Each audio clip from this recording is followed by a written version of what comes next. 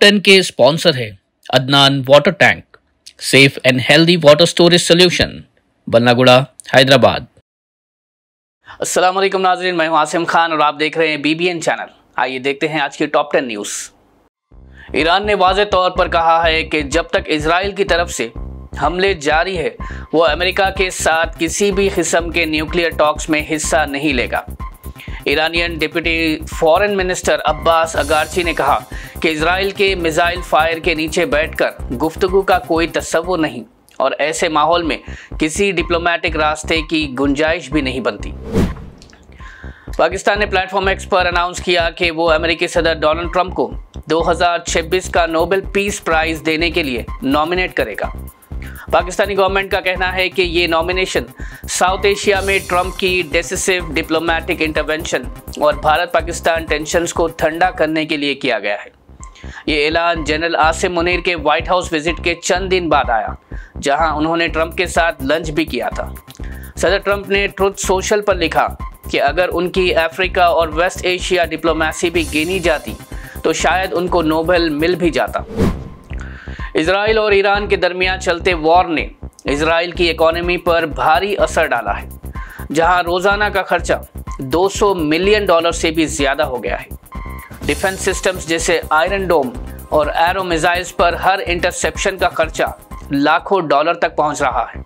Infrastructure, oil refineries और public buildings को भी अब तक $400 मिलियन का नुकसान हो चुका है।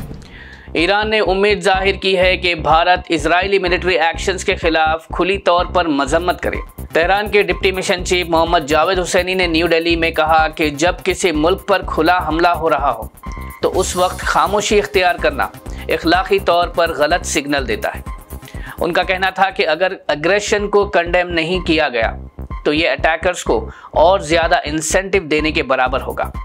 तेहरान का कहना है कि भारत जैसे मुल्क का रोल सिर्फ न्यूट्रल रहने का नहीं बल्कि इंटरनेशनल नॉर्म्स का तहफ़्फ़ुज़ करने का भी है। सीनियर कांग्रेस लीडर सोनिया गांधी ने गाज़ा और ईरान पर इजराइल के हमलों पर मोदी सरकार की खामोशी को सिर्फ आवाज़ का खो जाना नहीं बल्कि असूलों का भी तस्लीम करार दिया है। उन्होंने कहा कि भारत ने फ़लस्तीन के 2 रुकनी हल के लिए अपना दोस्ती भरा रवैया छोड़ दिया है। सोनिया गांधी ने गाज़ा में 55,000 से ज़्यादा हलाकतों, तबाही और भूख के बावजूद न्यू दिल्ली की चुप्पी पर अफसोस का इजहार किया।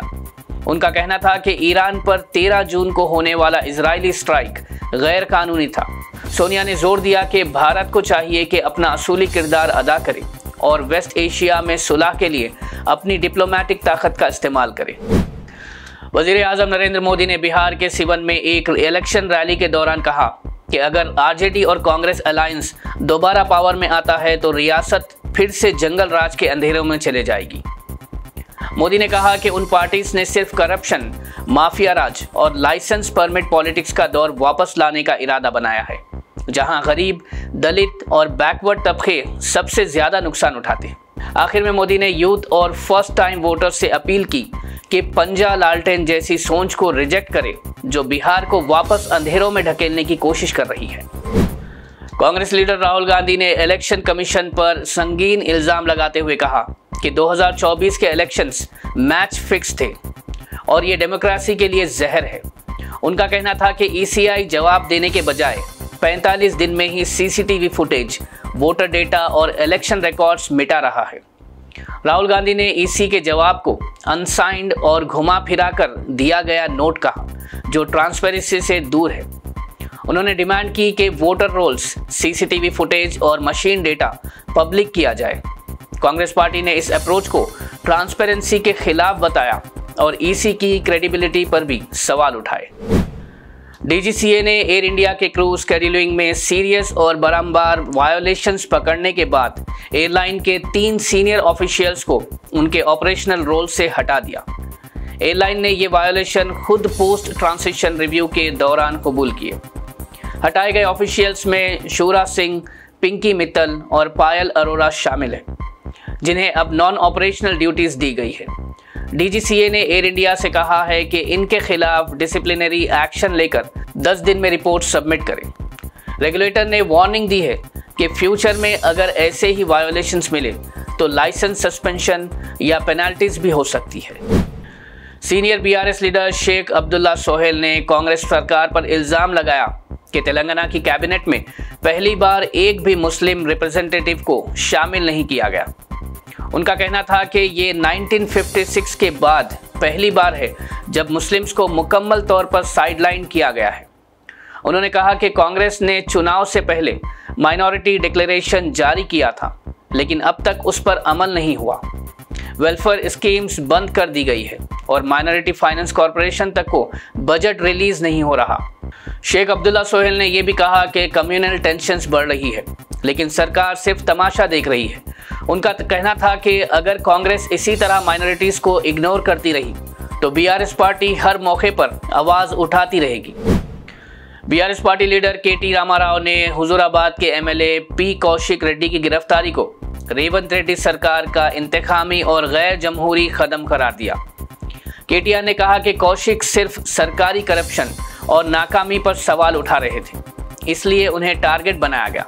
केटीआर ने कांग्रेस सरकार पर झूठी एफआईआर्स और पेटी टैक्टिक्स से ऑपोजिशन को डराने का इल्जाम भी लगाया।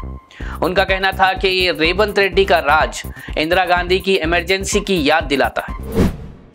नाज़रीन, ये थी आज की टॉप 10 न्यूज। देखते रहिए बीबीएन चैनल। मुझे दीजिए इजाजत। अल्लाह हाफिज। Adnan Water Tank presents Adnan Auto Clean Water Tanks for the first time in India. ये सेल्फ क्लीनिंग वाटर टैंक्स हैं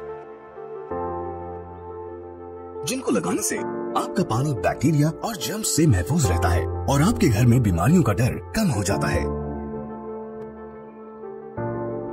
फोम लेयर का इस्तेमाल करके 4 लेयर्स में इन टैंक्स को बनाया गया है। तो आप भी अपने घरों से साधारण वाटर टैंक्स को हटाइए और घर ले आए Adnan auto clean water tanks. Adnan water tanks, safe and healthy water storage solution, Banglaguda, Hyderabad.